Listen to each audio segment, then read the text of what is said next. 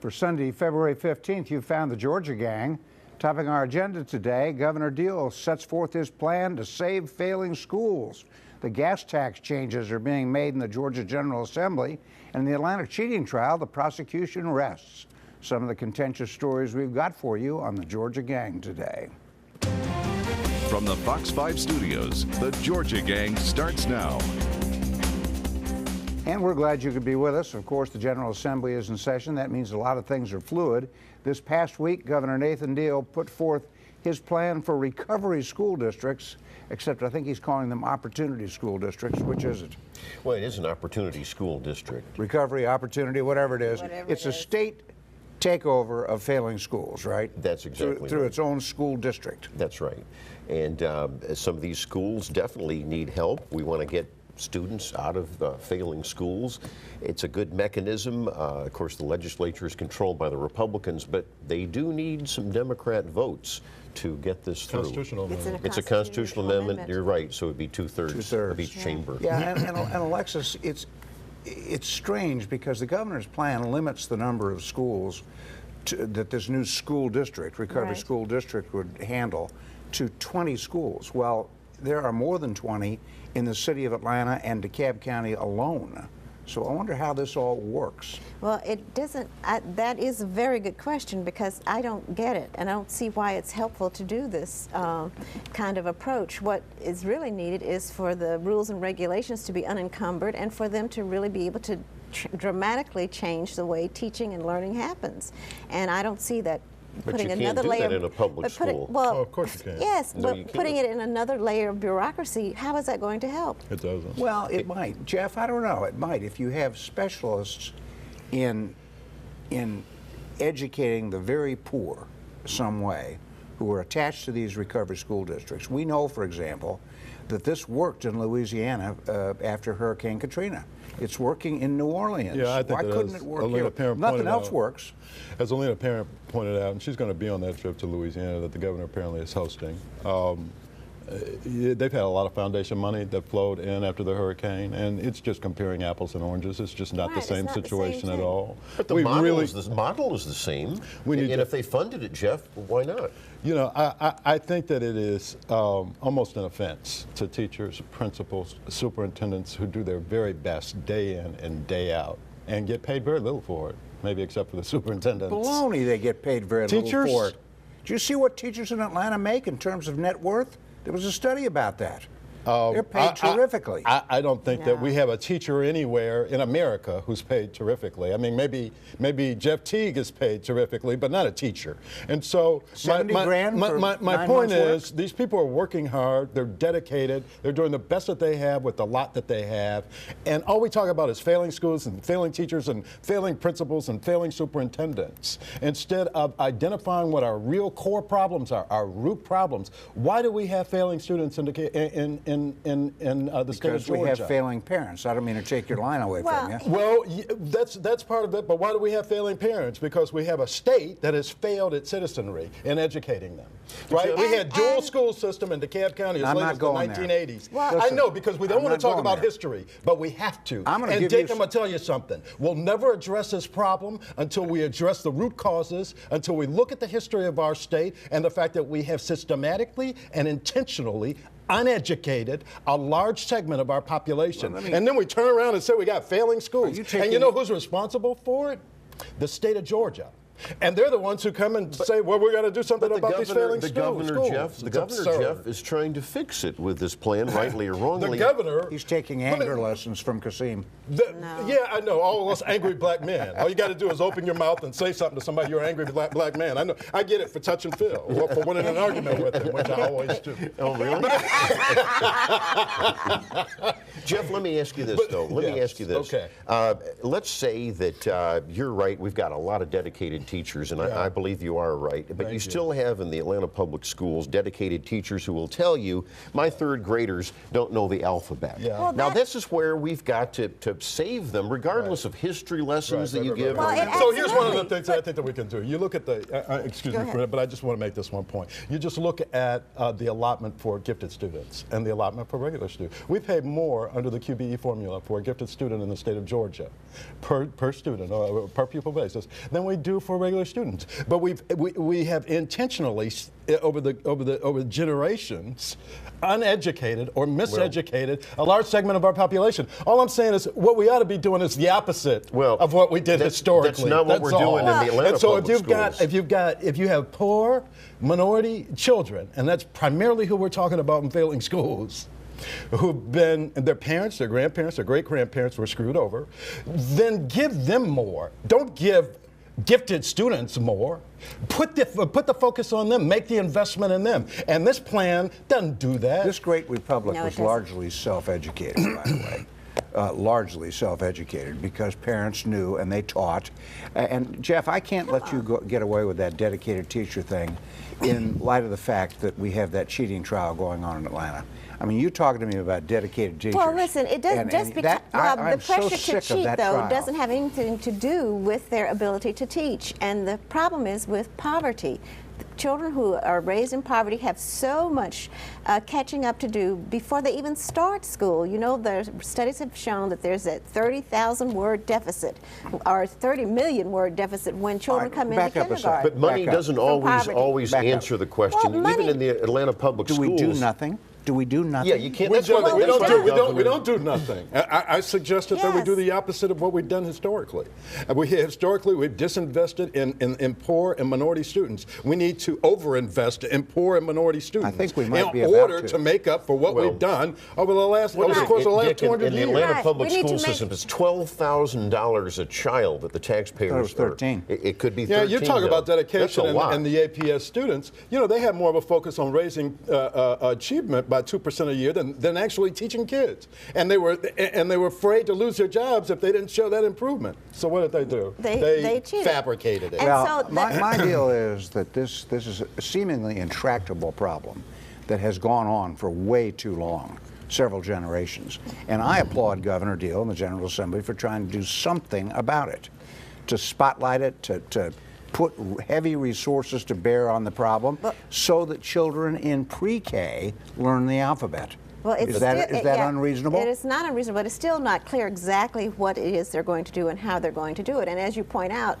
throughout the whole state of Georgia, there are many more schools that would qualify. So are they just going to make that's a real problem. Are they going to make the whole system it's a not that state-run unclear. system? I mean, obviously they're looking at test scores, and you know, if there's schools at the bottom, they're going to try to help these people. You know, we once had a law. There were a lot of laws in Georgia when it came to education, but we once had a law in the state that made it a felony for a teacher to have a black student and a white student in the same classroom. And that's just one again. It's got everything to do with where we are today, Phil. When you don't educate people, you systematically uneducate people or miseducate people. It's got everything to where we are today. In the 1980s, we still had a dual school system, Dick. You know this because we were there writing about it on the editorial page of the Atlanta Journal. In 1987, we still had a dual school system under federal court supervision. So you see no progress. You see no progress. All I'm saying is that I'm not negative. I'm saying you got to face the problem before you can fix it. So the governor's wrong and everyone's wrong? Acknowledge your complicity and move forward. I didn't believe we'll spend the whole block on this one topic, but each of you got to use your familiar stale arguments. So when we come back, we'll talk about the gas tax. Stay with us.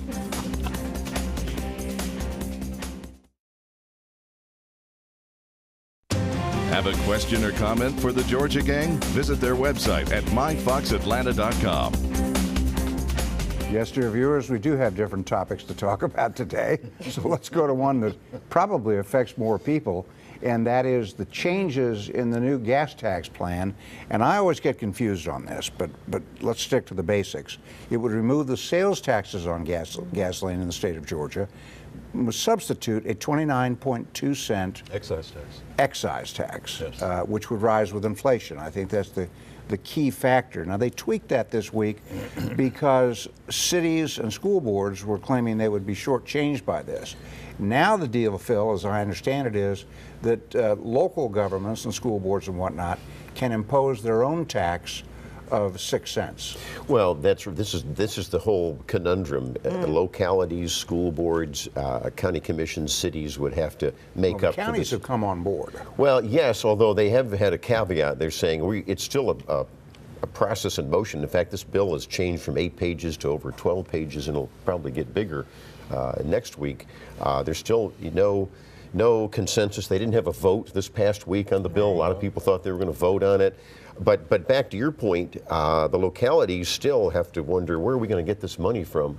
And the school board, they have not solved, and even Jay Roberts, who's the author of the House plan, Representative Roberts, has not figured out how to deal with school. We just talked about education. Right. How do you deal with the funding of the school systems?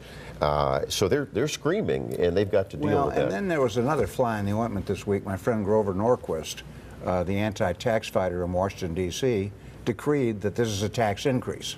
Which Well, it is. Because local governments But let me say congratulations to Jay Roberts for standing up to him and telling him to mind his own business. He's got enough to do in Washington. He ought not be coming here telling Yeah, but us I'll what bet to do. half the Republican legislators have signed his no tax Well, they pledge. should tear that pledge up and throw it away, because we need investment in the state of Georgia, and the only way we're going to do it is by raising revenue.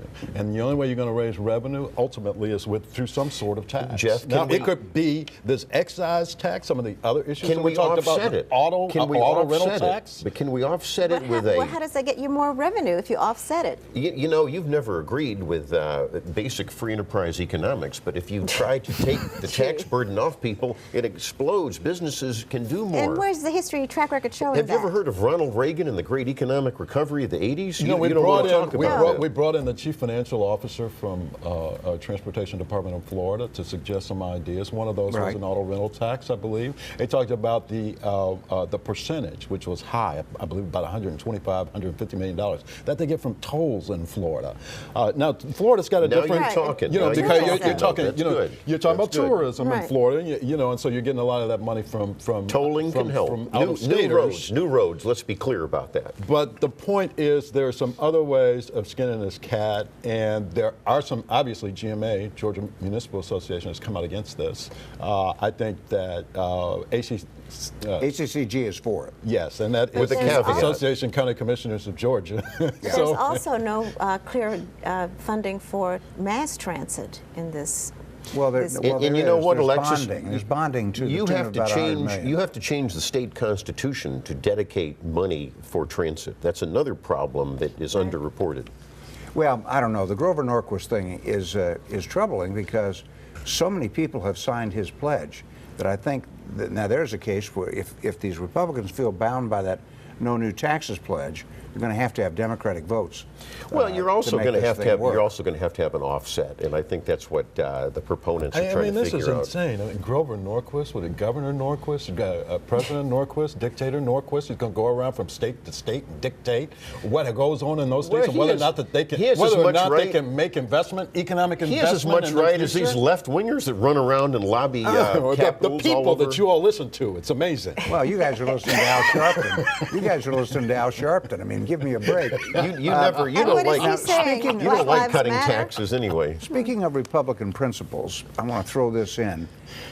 Representative Alan Powell of Hartwell, who is not a Republican, he is a Democrat. He but he just calls switched himself over. Yes, a he's a phony. Yeah. And he That's wants, every Republican in the General Assembly. and he wants to regulate. They were all Democrats. He wants to essentially put Uber and Lyft, the car services, out of business. Now, I don't know if any of the four of us have used Uber or Lyft, but my kids sure do.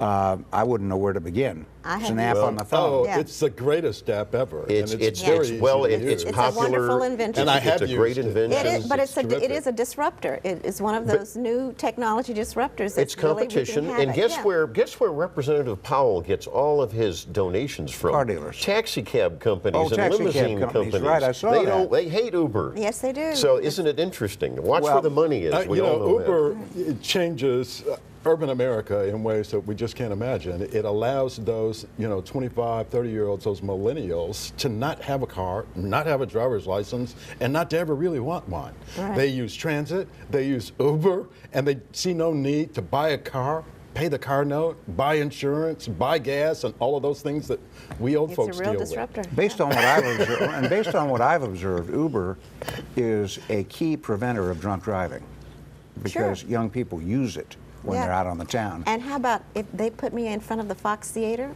and they pick me up in front of the Fox Theater and Well, take me and home? the problem is the taxi medallion. Yeah, $10. The taxi medallion system it's in most cities in the country, is nothing more than a monopoly, a closed door to competition. And why don't the taxi and limo companies take a page from Uber? Oh, and, they will. And they will, and they have their own app. Yeah, they will. One more thing I want to touch on real quickly. I find it interesting that the Republicans in the majority in the General Assembly seem to be rolling back early voting days.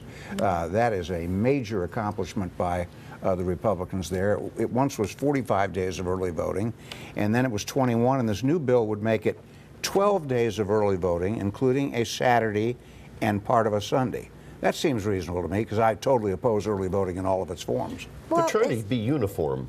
Uniform to what? To inhibit people from voting? No one is inhibited from voting. To make it harder for people to go vote? And you still have early You voting. oppose early voting. We should all stand in line on Absolutely. on election day. Absolutely. I oppose it for one simple reason. in the daily What's the internet. one simple reason? One simple reason is that if you have early voting, 2 weeks, 3 weeks out, and you voted, and the candidate you voted for has been caught with a live boy or a dead woman, you can't take your vote back. Well, let me tell you what. I think that we should just throw it all out, and maybe you're right about early voting, and we should all vote online, and we can do it within a 24, 48-hour period. That's fine with around me. that. Okay, Yeah. that makes a heck of a lot more sense. What if it's and hacked? and What if it's finally, I think that millennials who are not voting to the numbers they should be will begin to. Right. If we have a voting app. Right. If it's We sort gotta of a get social out. media thing. Gotta get out. All right. When we come back, Phil Kent goes to the state capitol and talks. We'll get to what he had to say in a minute.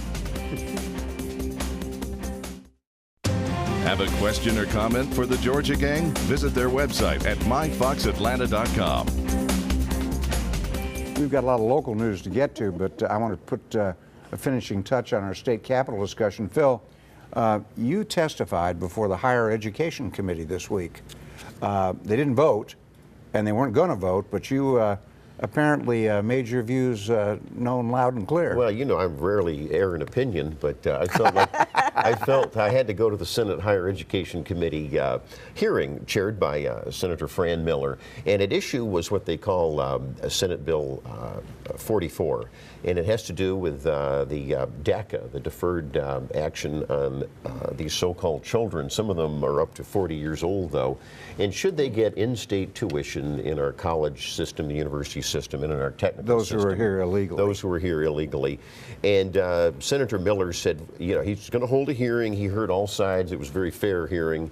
And I got to say my main point, and that is the problem is you're going to be taking slots away from legal immigrants, legal residents, and citizens if you allow these people to come in. Now, there were some heartrending stories, I have to admit, from some of the children there. And they certainly have not been served well by the federal government. And I think we can all agree, and I agreed with the proponents on this, that the immigration system is broken. Unfortunately, we can't fix it here with this bill. All right, let's turn to local news. Thanks for that. The cheating trial that we referenced earlier in the Atlanta Public Schools, the prosecution rested in this marathon trial. My hat's off to Judge Jerry Baxter. Yes, indeed. It got a little testy last week, and I can understand that. I mean, the jurors deserve some sort of an award for patience. Endurance, you're right. right. And now the defense begins, so that's probably as likely to go as long as the prosecution's taken these many months, wouldn't you think? It could go into the spring. Wow. And our friend Bill Torpy at the AJC wrote a wonderful column about Kasim Reed that I kind of referenced earlier. It was a very funny piece about our mayor. In reference to me, by the way. Yeah, and being I an made angry black man. And Kasim, I just want this for the record. Kasim Reed told the Atlanta newspapers that to call him angry was racist. Well, it's racial. I mean, you know, That's because you're associated with the angry black man. It's like a stereotype. It's like That's you know, when I do crazy. this to Phil That's and I get crazy. these emails, don't touch Phil. You know, it's the angry black man syndrome. I think that the mayor needs to be judged. People know you two guys work together. I think the mayor should be judged on his performance. You know, I mean, pension. But Jeff, you have to admit, Bill Torpy did chapter and verse on all of these outbursts over the last year. And you could do chapter and verse on pension reform, 2,000 police officers, Yeah, he did some good things. $125 That million wasn't the surplus. he did some good I things. think but that Crime wasn't is the down. You Part know, of it is his work with the business community. Kasim Reed would be better off talking about those things than attacking the new school superintendent. I think that he talks about those things all the time. Yes, It's just some offhand remark that he makes about something else that gets the press attention. Well, Right. for It's sort example, of- example, the mayor calls our new school superintendent, Maria Karstarfin, out and says, well, she's not from around here. So it's so rude and condescending. The mayor needs to stop that. Well, Again, I think that the mayor should be judged on his performance. I understand what Bill was doing in his piece. I get that. I used to be a column writer. It's a funny You piece. get it, right? Funny piece. Exactly With right. a lot of And, seriousness there's a little seriousness. There's a little tongue-in-cheek He there as stripped the well. bark off but the mayor. At the end of the day, you don't strip the bark off the mayor unless you're looking at substantive performance-based issues. And at that, Yeah. it's This hard is- to fault this mayor. right. All right, It's let me just switch about to- his let me switch to personality. DeKalb It wasn't County. about his performance. In DeKalb County, we had a lot of complaints at the crier about water billing mistakes. It's difficult when you're a reporter to figure out how widespread they are. Lee May came to Dunwoody, coincidentally, for one of his town hall meetings, the interim CEO, and he called it a major hiccup. I thought that was a deft turn of phrase, and said there were about 8,500 people affected. But it's getting to the point in DeKalb where, okay, cities are formed, they deliver their services. The county is supposed to deliver the basics, like water, like sewer, like sanitation. And when you have what we call a major hiccup, you're encouraging people saying, I don't want to be part of that hiccup. It's a troubling thing for the county. Also, that barcade thing we talked about last week, which is kind of a casino and bar, or Dave & Buster's for adults. Right. In DeKalb County. The vote has been Video. invalidated before the county commission. So, Jeff, where does that stand? Well, you got to get a District 5 commissioner, and it was on that basis that O.V. Brantley, the county attorney, issued that opinion. So now you got to go back, get somebody in District 5 so that the 140,000 people have some representation. They should have representation. You all agreed. We all agree. We all agree.